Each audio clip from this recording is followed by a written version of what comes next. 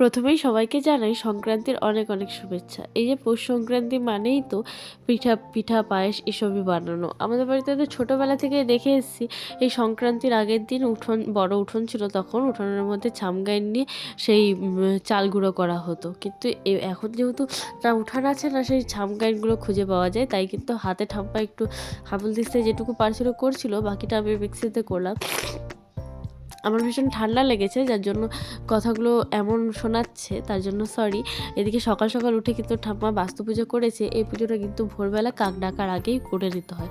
আমাকে বলেছিল, আমি বলেছি না আমি করতে পারবো না এবারে, যেহেতু ঠান্ডা লেগেছে আমি উঠিনি।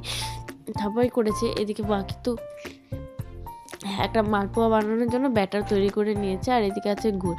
আর এদিকে ছাদের আমার পিসি একটা রেডিমেড উনুন বানিয়ে দিয়েছে।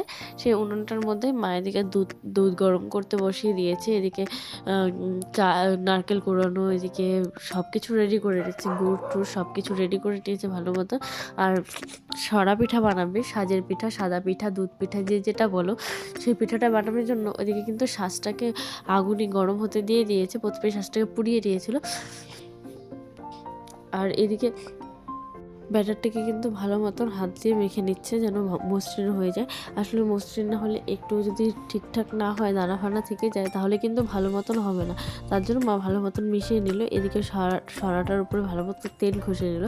আমার ভীষণ রকম সর্দি লেগেছে, হয়তো আমার কথাতেই বুঝতে পারছো তোমরা, বারবার কথাটা আটকে আটকে আসছে। এদিকে যখন সরাটা হিট হয়ে আসছে, তখন কিন্তু ওই সরার উপরে একটু একটু করে ব্যাটার দিয়ে দিল। ব্যাটারটা দিয়ে এটা ঢেকে দিল, যেহেতু এটা ঠিকঠাক সেট হয়নি, তার জন্য হচ্ছে ওই সরাটা আবার চেঞ্জ করে দিতে হয়েছিল। আর এদিকে দেখো দুধের মধ্যে গুড় মিলিয়ে দিয়েছে, দুধের কালারটা কত সুন্দর এসছে। এদিকে যেহেতু বললাম যে সরাটা চেঞ্জ করে দিতে হয়েছে, তার জন্য এবারের পিঠাগুলো ভালো এসছে। আর এই যে দায়িত্বটা কিন্তু আমাকে দিয়েছে যে আমি সরা থেকে পিঠাগুলো তুলবো আর তুই দুধে চুবাবি। আমি কিন্তু তাই করেছি, কিন্তু তার আগে কিন্তু প্রথম পিঠাটা পূর্বপুরুষদের এবং তারপরে ব্রহ্মাদেবকে যায়, তার জন্য তাদেরকে দিয়ে তারপরেই দুধে দিয়েছি। এদিকে মালপোয়ার ব্যাটারটা যে ছিল সেটার মধ্যে কিন্তু একটু গুড় মিলিয়ে দিচ্ছিলো। আসলে এটা মালপোয়াটা চালের গুঁড়ো দিয়ে করা হয়নি, এটা মা একটু ডিফারেন্ট স্টাইলে করছিল, একটু সুজি দিয়ে করছিল। সেটার মধ্যে সুজি, মৌরি, দুধ দিয়ে মেখেছে, ব্যাটারটা বানিয়েছে।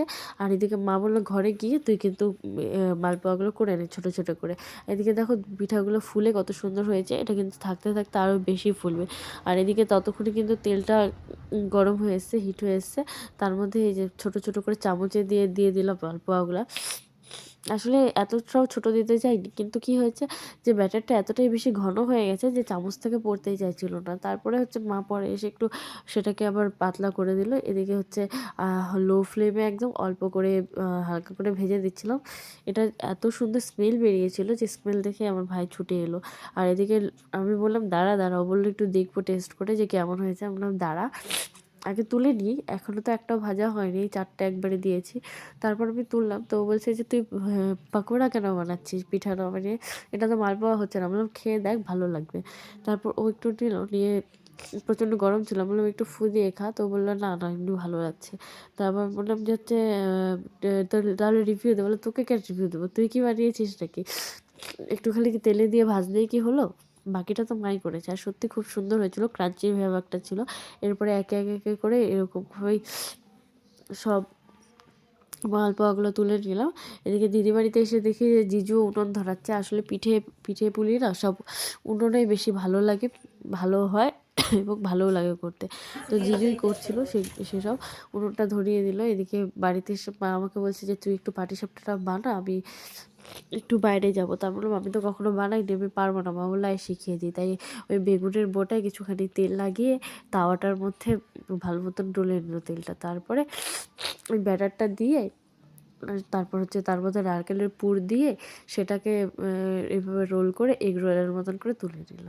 তো হচ্ছে আজকের আমাদের এই ব্লগটা কেমন লাগলো জানিও, আর ভালো লাগলে পরে সাবস্ক্রাইব করে দিও। আর হ্যাঁ, সত্যিই গলার আওয়াজটার জন্য সরি।